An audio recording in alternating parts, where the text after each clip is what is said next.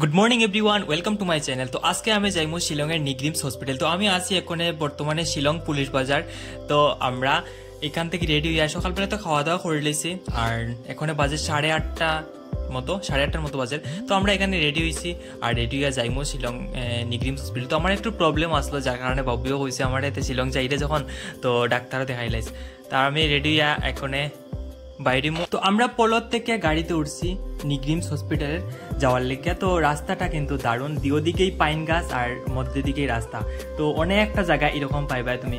জায়গাটা কিন্তু প্রচুর সুন্দর, অনেক গাড়ি আছে এদিকে যাওয়ার সময়, প্রচুর গাড়ি, হসপিটালের গাড়ি যাইতেছে, বড় বড় গাড়ি দেখা যায়। জায়গাটা মানে কিন্তু সেরা, কোয়ার কিচ্ছু বাসা থাকে না, মানে এত সুন্দর জায়গা আর খুবই ভালো লাগছে আমার এদিকে যাইতে, রোডটা এদিকে যাইতে আর কিন্তু সম্পূর্ণ জঙ্গলের মধ্যে দিকেই রাস্তাটা, আর দুদিকে কিন্তু অন্য কোনো গাছ পাইতে না দেখতে, শুধু পাইন গাছেই। তো ফাইনালি আমরা আই গেছি নিগ্রিমস হসপিটালে, আর এক্ষণে হসপিটালের ভিতরে এন্ট্রি করি। আর তো দেখি এই হসপিটালের ভিতরে কিরকম কিটা সিস্টেম। তো আমার লাইফের প্রথমবারই আমি এই শিলং নিগ্রিমস হসপিটালে আইসি আর। তো এটা হইল শিলং নিগ্রিম হসপিটাল, অনেকটা জায়গা নিয়ে শিলং হসপিটালটা বানানি হয়েছে। তো আমরা ফাইনালি শিলং হসপিটালে এন্ট্রি করে লাইছি। তো ফার্স্টে আমি একদিন আইয়া ডাক্তার দেখাইয়া গেছিলাম। ডাক্তার দেখানোর পরে কইছিল আমার অনেকটা টেস্ট দিছিল। তো টেস্ট দেওয়ার লেগে আমি নেক্সট দিন আইসি আর। ফার্স্টের দিন কইছে আজকে টেস্ট করা হইতো না, টেস্টের লেগে একটা ডেট দিছে, আর ডাক্তার দেখানোর লেগে আর একটা ডেট দিছে। তো আমি ফার্স্টটা টেস্ট টিউবের মধ্যে ব্লাড দিয়ে আইসি, আর একটা কইছে খাওয়ার পরে গিয়ে দেওয়ার লেগে, 2 ঘন্টা পরে গিয়া দিতাম। তো আমি একটু খাওয়া দাওয়া আমার লাগাইছিল মন আর আমি খাওয়া দাওয়া করিয়া। তো আমরা টাইম হইলে গিয়ে 2 ঘন্টা পরে গিয়া নেক্সট ব্লাড দিতাম আর। তো 2 ঘন্টা কিতা করতাম, আধা ঘন্টা তো খাওয়াতেই শেষ করে লেছি, বাকি আরও রয়েছে 1.5 ঘন্টা। তো বাকি 1.5 ঘন্টা আমরা অফিস দিকে গিয়ে ঘুরাইমু। তো এখানের মধ্যে ঘুরাইতে কোনো ইরিটেট ফিল হয় না, কারণ রুদ্র নাই আর টেম্পারেচারটা অনেক ঠান্ডা, অনেকটা ভালো লাগে ঘুরতে আর নতুন সব কিছু, নতুন সব জিনিস দেখতে মজাই লাগে, অনেকটা সুন্দর জায়গাটাও আর। তো আমরা অনেকটা সময় ঘুরলাম।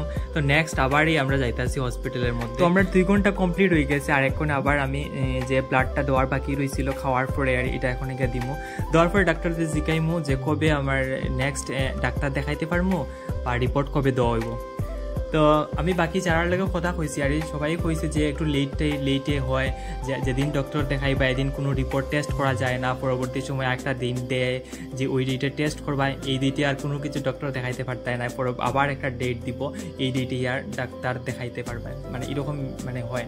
তো আমরাও সেম কইয়া দিল। আমি আজকে ব্লাড দিয়ে আইছি, তারপরে কইলো যে পরের দিন তুমি ব্লাড রিপোর্ট নিতে পারবা, কিন্তু আমার ডক্টর দেখানোর ডেটটা কিন্তু আবার একদিন পরে দেখাইতে লাগবো, কারণ যেদিন আমি ব্লাড রিপোর্টটা নিব ওই দিন আমি ডক্টর দেখাইতে পারতাম না, কারণ ওই দিন আমার ডক্টর থাকতো না, যার কারণে আমার পরে আইতে লাগবো। তো আজকে এখন আবার বাসা যেয়ে আর গিয়া, আর বাইরে অনেক পরিমাণে বৃষ্টি পড়ে, বাইরের ওয়েদারটাও এগুলো তো সবসময় কোন সময় বৃষ্টি হয় কোন সময় না কিছু বোঝা যায় না। এখন দেখবা রুদ্র। তো আমরা এখনো গাড়ির মধ্যে রয়েছি, বাইরে মোটামুটি ভালো বৃষ্টি হয়।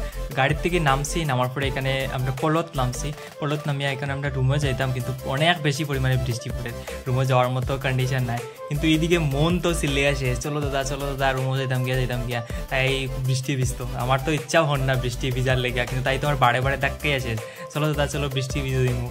তো ফাইনালি আমার ধাক্কায় কিন্তু বৃষ্টির মধ্যে পড়ে লইয়া গেছে, রুমের মধ্যে অর্ধেক বেশি হয়ে গেছি।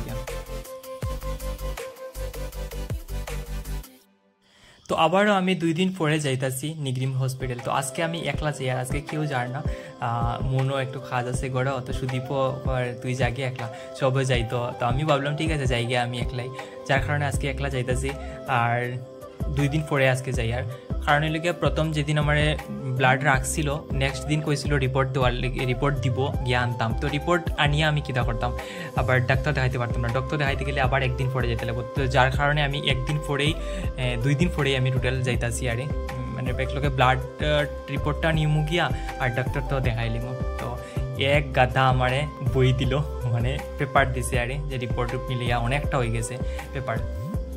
তো হসপিটালের ভিতরে ভিডিও করা যায় না, নিচের বাড়ি কেউ দেখলে তারা কিছু কয় আর, যার কারণে ভিডিও করতে পারছি না আমি।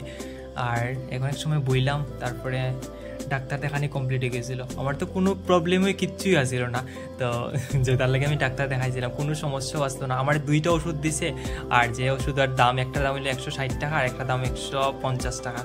তো এই ডক্টর দেখাইবার লাগে আমি 3 দিন হসপিটাল আইছি, কত চারটে টেস্ট দিল, বিলিরুবিন টেস্ট দিছে, আরবিসি টেস্ট দিছে, টিবিসি টেস্ট দিছে, থাইরয়েড টেস্ট দিছে, অনেকটা টেস্ট আসছিল। আর শেষ পর্যন্ত সব রিপোর্টই ওকে, কোনো প্রবলেম আসতো না। আর তো ডাক্তার দেখাই আইলাম। তো আমি শেষ পর্যন্ত একটা জিনিসই বুঝলাম যে মনের মধ্যে যদি দুর্বলতা থাকে তাহলে তোমার রোগটা অটোমেটিক বাড়ি যায়, নাই যেটা রোগ এটাও বাড়ি হয়ে যাব, এটাই মনে করবা এটাই রোগ। তো ভিডিওটা এখানে এন্ড করিলাম, বাই বাই।